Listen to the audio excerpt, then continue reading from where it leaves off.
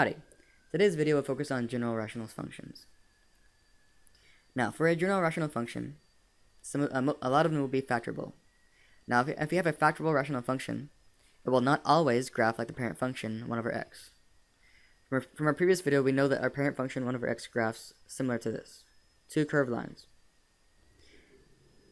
But not all of them will look like our parent function, so this function here is one of those functions. If we factor it out, we'll get x times x minus 2 times x divided by x minus 2. The similarities between the top are going to be the x's, so we can take out the x's. So we'll have our equation x times x minus 2 divided by x minus 2.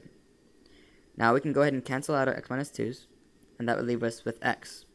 And x is just going to be a line, one straight line, which is not similar to our 2 curved lines, but both equations are rational functions. Now, for our vertical asymptotes of rational functions, if x minus a is a factor of the denominator, but not the numerator, then x equals a is a vertical asymptote. So whatever is a factor of the bottom, but not the top, will be a vertical asymptote. So for example, let's go ahead and do 2 examples, 1 and 2. Our first example, we have x over x squared plus 5x plus 6. The first thing we always do is factor everything that we can. The top you can't factor, so just leave it as x. But the bottom you can factor because it's a trinomial. So since it is a trinomial, let's use our x method to factor it. The top of the x will be b, which is going to be 5. Bottom is a times c, which is 6. And we divide by 1 on the sides. Now what multiplies the 6 and adds to 5? That would be 2 times 3. So we'll have 2 on one fraction and 3 on the other. So our factored form will be x plus 2 and x plus 3.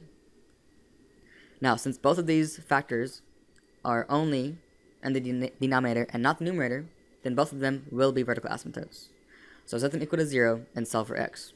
So if we have x plus 2 equals 0, subtract 2 from both sides, and one of our vertical asymptotes will be x equals negative 2. So set the other one equal to 0, so x plus 3 equals 0. Solve for x, and your other vertical asymptote will be x equals negative 3.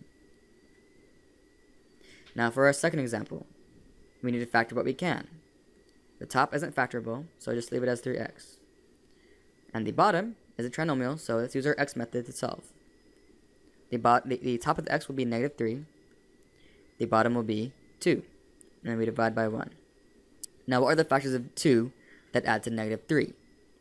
That would be negative 1 times negative 2. So negative 1 and negative 2.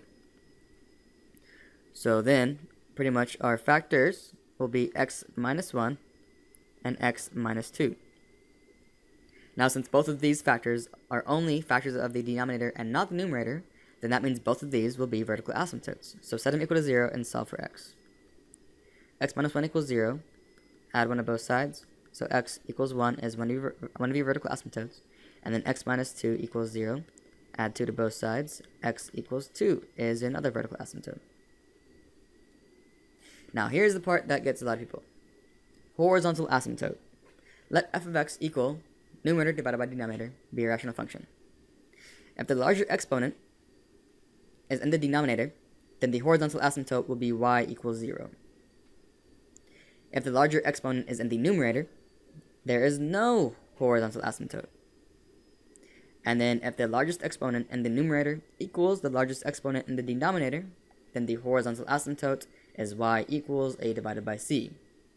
So take the coefficients of your numerator and your denominator and divide them. So y equals a divided by c. Now let's go ahead and do some examples for that. So identify the horizontal asymptotes. For y, for our first example, we have the larger exponent on top.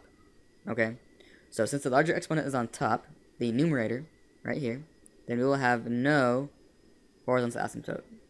So no h-tote. Now for number 2, we have equal exponents.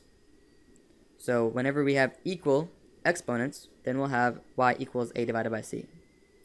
So a is 3 and c is 1. So a divided by c will be 3 divided by 1, and y will equal 3 for your horizontal asymptote. Lastly, we have our largest exponent on the bottom. So when it's on the bottom or the denominator, we'll have y equals 0 be our horizontal asymptote. Now, domain of rational functions.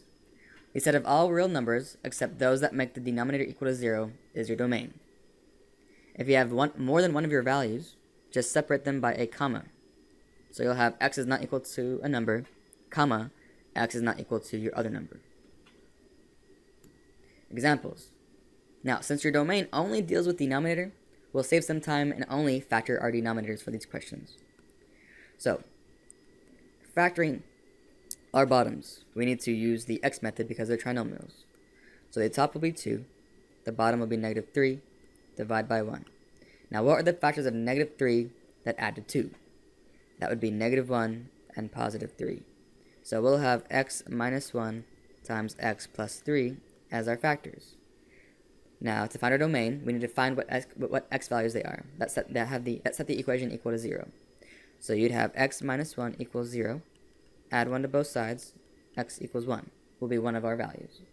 And then set x plus 3 equal to 0, minus 3 from both sides, we'll have x equals negative 3.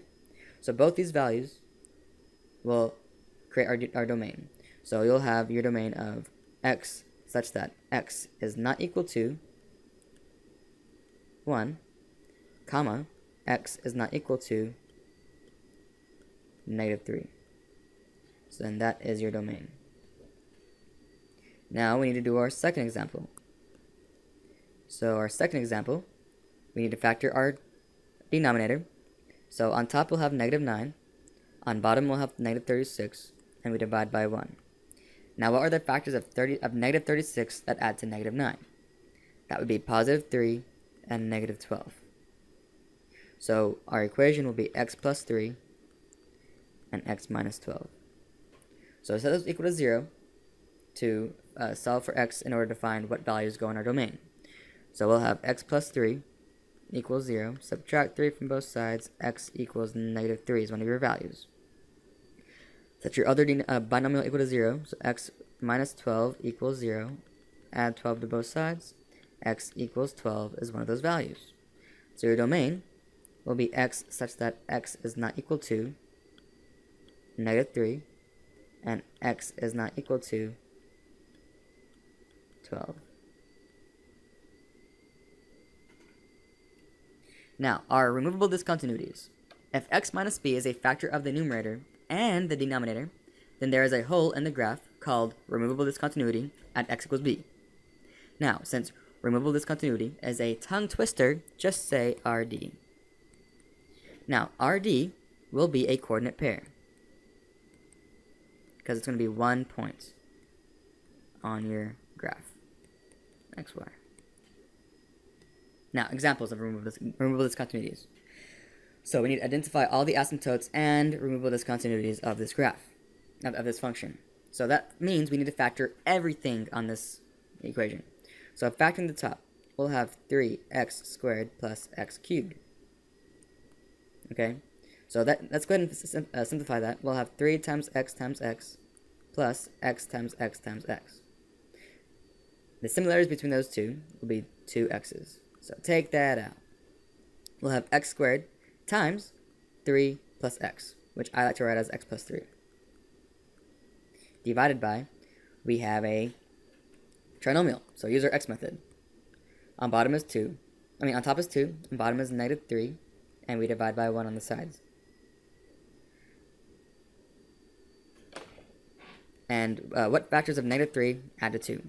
That would be negative 1 and positive 3. So our factored form would be x minus 1 times x plus 3. Now, what cancels between our numerator and our denominator? That would be x plus 3. So we take those out. And our new equation would be x squared divided by x minus 1. Now let's go ahead and find everything we need to find. So our RD, our removable discontinuity, will be a coordinate pair. And to find our x values for that coordinate pair, we need to, whatever we crossed out in our equation, set equal to 0 and solve for x. So since we crossed out x plus 3, set it equal to 0 and solve for x, we'll have x equals negative 3. That's going to be our x value of our removable discontinuity. Now, how do you find your y value? Go ahead and just plug in your x value into your new equation to find your y value. So negative 3 squared will be 9, and then negative 3 minus 1 will be negative 4. So that would be your y value. So 9 over negative 4 is your y value of your RD. So your RD would be negative 3, comma, 9 over negative 4. Now our HA, or horizontal asymptote, remember that deals with our exponents of our numerator and denominator. Now since our exponent is largest on top, then that means that we have no HA, so H tote. And then our vertical asymptote will be whatever's left in our denominator. So since we have x minus 1 left in our denominator, set it equal to 0 and solve for x. So add 1 to both sides, you'll have x equals 1 as your vertical asymptote. And that's it for that example. Last example, identify all the asymptotes and removable discontinuities. So we need to factor everything in our equation. So our top is already factored. That's going to write out to x minus 3 times x minus 3. Now we need to factor our trinomial on the bottom. So use your x method. On top is going to be negative 5. On bottom will be 6. And we divide by 1 on the sides. Now what are the factors of 6 that add to negative 5? Those would be negative 2 and negative 3. So our equation will be x minus 2 times x minus 3. What can you cancel out from the top and bottom? Wait, that's going to be x minus 3's. So our new equation will be x minus 3 divided by x minus 2. Now we can find everything we need to. So let's find our RD. Our x value will be whatever you crossed out. So set it equal to 0 and solve for x. So x minus 3 equals 0. Add 3 to both sides. So x equals 3. So 3 will be your x value. To find your y value, plug in 3 to your new equation and solve. So we'll have 3 minus 3 over 3 minus 2, which would be 0 over 1, which is just 0. So your y value would be 0. So your RD would be 3 comma 0. Now your HA deals with your exponents, and so both your exponents will be the same. So if they're equal, then your horizontal asymptote will be y equals a divided by c. Now a is going to be 1, and c is going to equal 1 as well. So a divided by c is 1 divided by 1, so y will equal 1 is your horizontal asymptote. Now your vertical asymptote will be whatever is left in your in your denominator. And whatever is left in the denominator is going to be x minus 2. So set it equal to 0. So x minus 2 equals 0, and add 2 to both sides. So your vertical asymptote will be x equals 2. And that's it for that example. Okay, now last thing, graphing with a perfect square trinomial and the denominator. Both curved lines will be above the horizontal asymptote. Okay, so this is an example. We have f of x equals 2 over x minus 3. Graphing that, we'll have an HA of y equals 0 and a VA of x equals 3, which we can see here. And one of the curves is on top, one of the curves is on bottom. Now if we were to graph our second example, 2 divided by x squared minus 6x plus 9, that factors to 2 over x minus 3 times x minus 3, which is a perfect square trinomial. And as you see, it graphs to both of them on top. Now why is that? Well, that is because, let's say if you plug in a 0 into this one. So you would have 0 minus 3, you'd have 2 over negative 3, which would be negative, which means it goes down. But if you had a 0 for both of these, you'd have a negative 3 times a negative 3, which would be a positive. So a positive would go up. So that's why both of these go up and one of these goes down. And that's all she wrote, guys. Thanks for watching. That's all, folks. Bye.